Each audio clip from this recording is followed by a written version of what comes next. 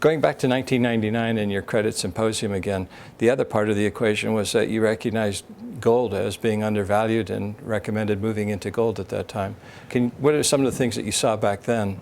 Yes, what I saw back then was that gold was a way that you could protect yourself from this fiat money. And in fact, in Prudent Bear Fund, we made an extraordinary amount of money investing in junior and senior gold mining companies that made a lot of money for Prudent Bear and allowed us to earn a better rate of return over the years and helped hedge us where we lost some money in shorts over the next 10 years. Because the stock market continued to climb higher?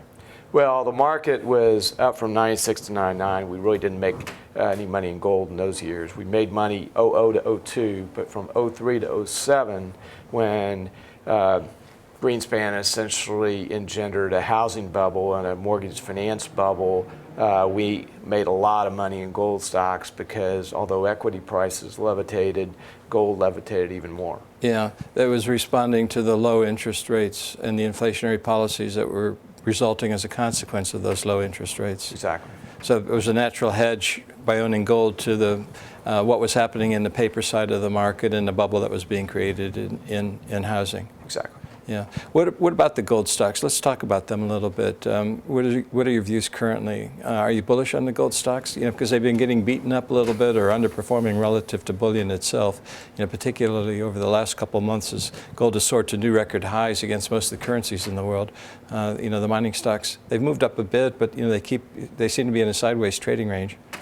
Yes, gold stocks are very weak right now, and I think represent an extraordinary opportunity. Of course, back in 08, gold stocks got destroyed, and because they are also equities, and the junior miners really got crushed because they're dependent upon new capital addition. Mm-hmm. And the seniors are selling at extraordinarily cheap prices, and in fact, I think individuals should really own gold stocks, gold and silver, platinum stocks, as well as being invested in bullion now. Do you have any recommendations as to how a portfolio should be adjusted between making an investment in the stocks themselves as opposed to holding bullion just for liquidity purposes? Well, I think people should own gold and silver bullion. I am a shareholder of goldmoney.com. I'm also a big customer of goldmoney.com. I think that's a great place to hold your bullion. I also own a number of junior gold mining companies. I've typically not owned the seniors, but I'm now starting to, invest in seniors. Mm-hmm. I'd say probably, a third.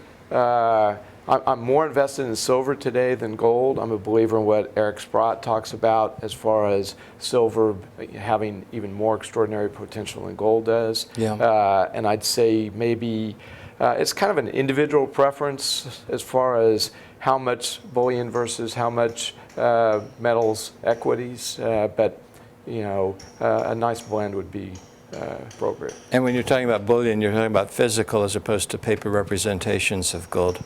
I'm very much a believer in physical. What are some of the things you look at in terms of the mining shares? Where do you start with management, or do you look at the balance sheet first? Or the balance sheet's not as important. Management's critical. Obviously, the property is critical. However, you also need to. I've been lucky enough to have invested with a gentleman at Axman, Cal Everett, who's helped me make a lot of money over time. Mm-hmm. And we've invested in junior gold mining companies. They've done very, very well.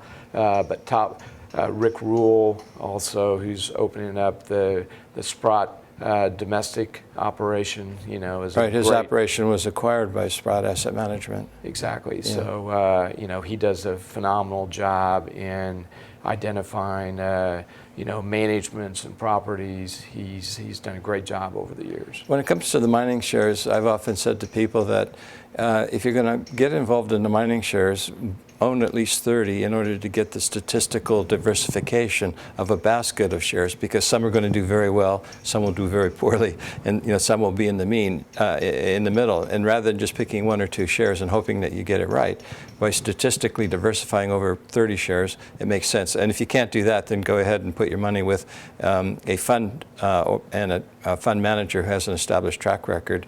Do you basically agree with that approach? Oh, I so agree with that, James. And in fact, the reason we made so much money in Prudent Bear and mining companies was this conditional probability approach, where there's a lot of people that will not invest if they feel like they have less than a 50% chance of making money. However, in the mining world, it's very likely you might have a 25% or a 20% chance of making money. Mm-hmm. However, you might have a 20% chance of making 5 to 1 or 10 to 1. Mm-hmm. And if you have 20 shots that really have 20% probability of making you 20 to 1, 10 to 1, you should take that bet, because on an expected value basis, you'll make a lot of money. Yeah.